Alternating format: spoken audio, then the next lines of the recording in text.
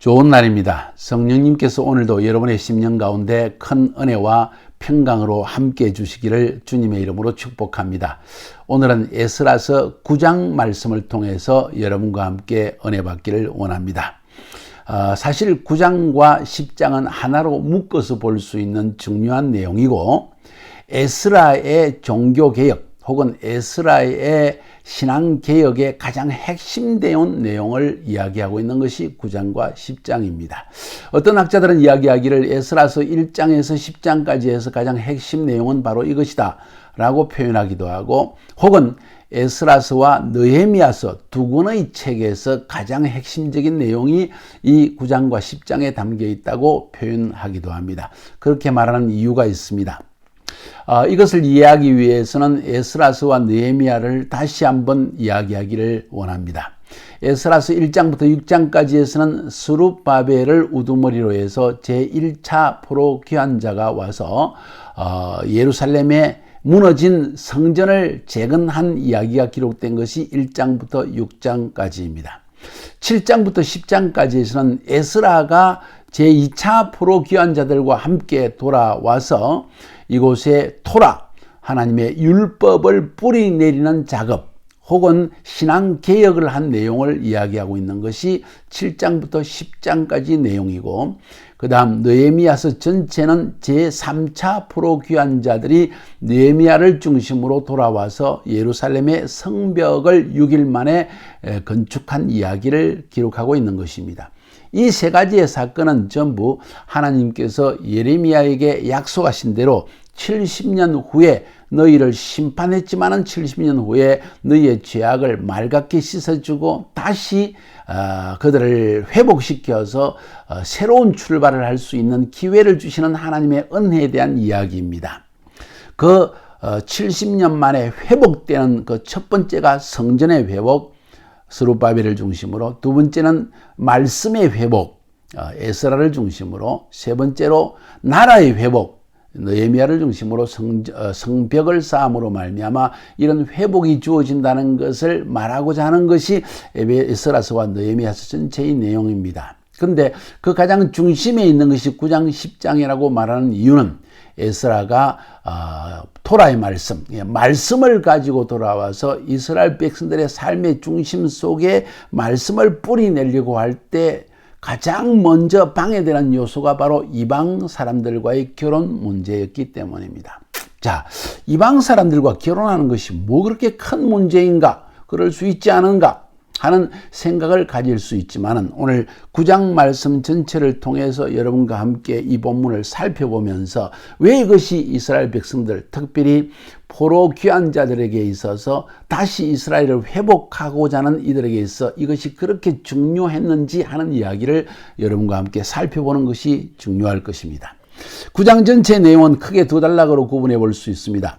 1절부터 4절까지에서는 이미 1차 포로 귀환자들 가운데에서 지도자들, 방백들, 오늘 성경에 보니까 방백들이 와서 에스라에게 이런 문제를 털어놓습니다. 지금 우리가 스룹바벨을 중심으로 1차 귀환자들이 돌아와서 이제 성전을 건축하고 지금까지 80년의 세월이 흘렀습니다. 그런데 우리 이 사람들 가운데에서 수많은 사람들이 이방인들과 통혼을 하고 그들과 교제하면서 점점 그들의 삶이 정체성을 잃어버리고 있습니다. 하는 이야기를 듣고 에스라가 하나님 앞에 수염을 뜯고, 그리고 또 뭐라고 그랬나요? 머리털을 뜯으면서 속옷과 겉옷을 찢고 기가 막혀서 앉아서, 그리고 하나님 앞에 제사 지낼 때까지 기도도 하지 못한 채 넋이 빠져서 너무나 낭망해가지고 쭉 주저앉은 이야기가 1절부터 4절까지, 그리고 5절부터 시작해가지고 마지막 15절까지의 내용에서는 드디어 저녁 제사 드릴 쯤 돼가지고, 그러니까 하루의 해를 다 보내고 이제 해가 해질 무렵에 에스라가 정신을 차리고 하나님 앞에 애통하면서 죄를 고백하면서 간구하는 기도를 드린 내용이 바로 이 5절부터 15절까지 내용입니다. 이 9장 전체의 내용의 핵심은 이스라엘 백성들이 1차 귀환자들이 돌아와가지고 성전 건축까지 하는 그런 열심을 보였습니다. 이스라엘의 남은 자였습니다. 제2의 출애굽이었습니다. 그런데 이들이 고향 땅에 돌아와서 자기의 정체성을 상실하는 행동을 했다는 것입니다. 그 핵심은 뭐냐? 이방인들과 결혼하면서 점점 우상숭배에 빠져들기 시작한다는 사실. 그들의 풍습에 빠져들어가서 자기도 모르게 설금설금 세속화되어지는 모습을 보고 이 방백들이 너무 기가 차서 그것도 거기에 우두머리로 앞장서서 하는 사람들이 이 이스라엘 백성 중에 지도자들, 어쩌면 장로들이고 그 다음에 제사장들, 레위인들이 이런 짓을 했다는 것입니다. 어떻게 그럴 수가 있을까요? 하나님께서 모세의 율법을 통해서 절대로 이방인들과 통혼하지 마라, 결혼하지 마라, 딸을 이방인들에게 주지도 말고 며느리를 데려오지도 말고 오직 그들의 신앙을 제대로 지키기 위해서 이방인과의 통혼을 금했습니다. 결혼을 금했습니다. 그 이후에 중요한 목적을 성경은 이야기하기를 그냥 결혼하지 말라는 이야기가 아니에요. 결혼이라는 것은 결국 집안의 연결이고 그 사람의 인생관, 세계관, 그 사람의 종교, 그 사람의 풍습, 그들의 삶의 습관, 그들의 신과의 관계성, 이 모든 것을 내 삶에, 내 가정에, 내 친척 관계 가운데 가져온다는 것을 의미하는 것입니다. 그래서 하나님께서 이방인과 결혼을 금지하는 출애굽기나 신명기나 민수기의 내용에 보면은 레위나 이런 말씀을 보면 어떤 이야기가 나오는 거 아니? 너희들이 이방인과 결혼하지 말라. 왜냐하면 결혼하고 난 다음에 결국 그들의 풍습에 빠져들고 세속화에 빠져들고 성적 범죄에 빠져들고 결국은 어떻게 되냐 우상 숭배까지 하게 된다는 사실을 언급하면서 결혼을 해서는 안 된다는 이야기를 하는 것입니다. 한마디로 표현하면 너희들이 이제 하나님의 택함을 받아서 가나안 땅에 들어갈 때 가나안의 그 모든 족속들의 풍습을 받아들이기 시작하면 너희들은 정체성을 잃어버린다. 하나님이 택한 백성이요 시내산에서 모세의 율법을 통하여서 하나님과 하나님의 백성 사이에 계약을 맺었습니다. 너희는 모든 열방을 가르치는 하나님의 법을 가르치는 하나님을 세상에 전파하는 제사장적 나라로 그들을 부르셨다는 이런 계약을 맺었고 이스라엘 백성들은 그렇게 하겠습니다. 아멘으로 화답을 했는데 너희들이 가나안 땅에 들어가서 이 족속들과 함께 통혼을 하게 되면 이런 정체성, 하나님의 백성이라는 정체성은 무너져 버리고 다시 여호와 하나님이 아닌 다른 신들에게 우상을 숭배하게 되는 이런 결과에 빠지게 된다. 아주 쉽게 이야기해서 정체성을 잃어버리게 되어진다. 정체성이 무너지는 순간 너희들은 생각의 기준이 무너지고 행동의 기준이 무너지고 하나님에 대한 신앙이 완전히 무너져 버리기 때문에 결국 하나님을 떠나게 되고 똑같은 하나님의 징계와 심판을 받을 수 있다는 사실을 하나님은 언급했던 것입니다. 그런데 에스라가 2차 기환자들과 함께 다시 이스라엘 땅에 돌아왔을 때 놀라운 사실을 보았습니다. 458년에 돌아왔습니다. 1차 기환자는 538년에 돌아왔으니까 거의 80년이라는 세월 이상 흘러갔습니다. 자, 이 80년의 세월이 흘러고 난 뒤에 보니까 이 이스라엘 백성들은 벌써 4세대까지 넘어갔죠. 1차 기환자들이 성전을 재건할 때의 그 뜨거운 열심, 남은 자의 열정, 헌신 어느덧 사라지고 점점 그 땅에 살면서 그 땅 사람들과 타협하면서 함께 살지 않고는 먹고 사는 것이 힘들겠다는 현실적인 문제 때문에 결국 그들의 딸들을 데려오고 그리고 아들을 주고 딸을 주고 이런 이 결혼 관계가 이루어지고 점점 분리되는 삶이 아니라 거룩한 삶이 아니라 히브리 말로 거룩이라는 말은 카도시라고 하는데 카도시는 분리된다는 뜻입니다. 세속과 분리되지 못하고 세속적인 크리스찬이 되어버리는 세속적인 신앙이 되어버리는 것을 보고 에스라가 너무 애통해서 수염을 떴고 그리고 머리털을 쥐어 뜯으면서 겉옷과 옷을 쥐어 찢었다. 이것은 수치스럽고 하나님 앞에 죄송하고 마치 죽을 것 같은 상태를 표현하는 그런 행동을 할 수밖에 없었다는 것을 성경은 우리에게 말해주고 있습니다. 자, 그러면서 이제 5절부터 14절까지에서는 에스라가 하나님께 드리는 기도의 내용이 나오는데, 기도의 내용을 여러분이 가만히 살펴보시면 두 가지를 꼭 언급하고 있습니다.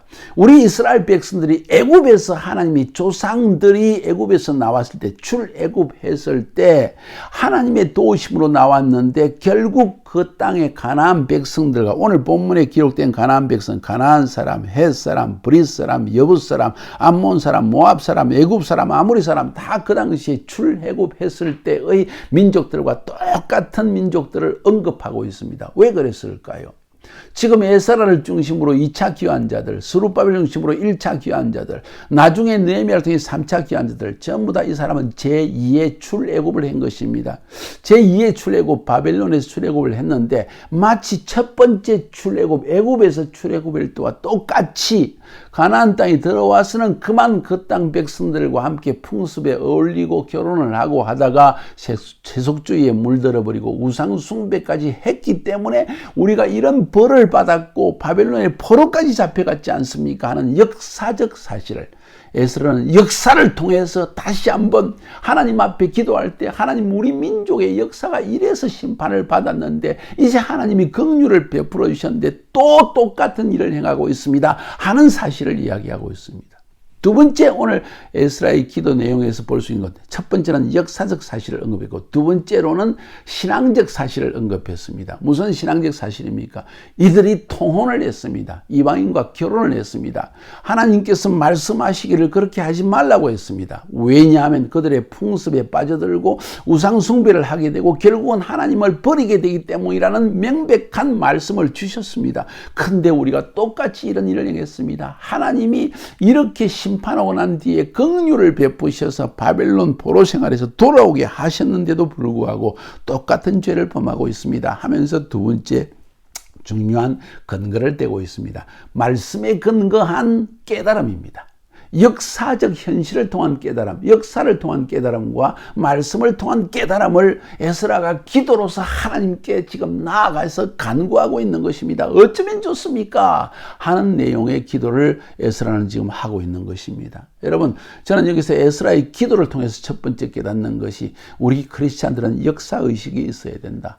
두 번째로는 우리 크리스찬들은 말씀의 밸런스를 가지고 말씀에 근거한 깨달음이 있는 기도를 드려야 된다. 이 두 가지가 너무 중요한 요소라는 걸 발견합니다. 그러면서도 9장 전체와 10장을 통해서 말하고 있는 가장 중요한 내용은 우리의 정체성을 잃어버려서는 안 되겠다. 에스라가 애통한 이유, 수염을 뜯고 머리를 뜯고 소독과 겉옷을 다 찢어버리고 그리고 제 위에 앉아서 금식하며 주님 앞에 애통하는 이 이유가 무엇입니까?